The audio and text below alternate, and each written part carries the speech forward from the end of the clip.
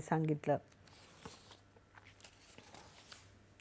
राष्ट्रपती द्रौपदी मुर्मू यांच्या अभिभाषणावरील आभार प्रस्ताव मांडताना केंद्रीय मंत्री सर्वानंद सोनोवाल यांनी राष्ट्रपती मुर्मू यांचं अभिभाषण उल्लेखनीय होतं असं म्हटलं आहे।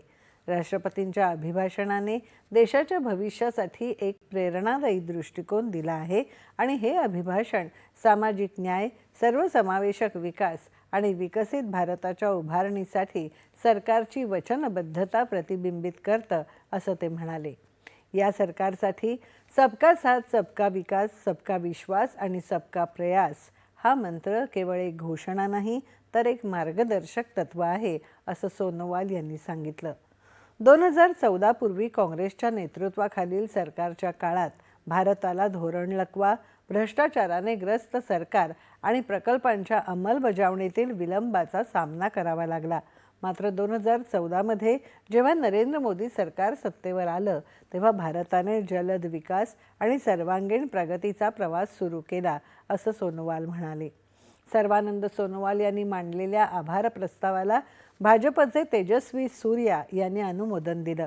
गेल्या 12 वर्षात नरेंद्र मोदी सरकारने सन्मानाने काम केलं आहे आणि सरकारवर भ्रष्टाचाराचा एकही आरोप झालेला नाही असं ते म्हणाले। गेल्या 12 वर्षात सरकार आणि पंतप्रधान नरेंद्र मोदी यांची लोकप्रियता सतत वाढत आहे असंही सूर्या यांनी सांगितलं। करप्शन का सबसे बड़ा बोझ, करप्शन का सबसे बड़ा नुकसान देश के गरीब को होता था। And contrast it to today, when in 2026 honorable president says in her address, my government is institutionalizing transparency and honesty in systems.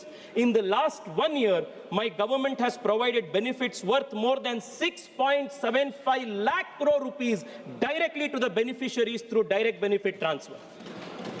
2011 K UPA जमाने में राष्ट्रपति जी कहे, she has said that the benefits intended for the poor are not reaching them in the right measure, and here in 2026 the government has delivered 6.7 lakh crore rupees in direct benefit transfers in the account to the people of this country.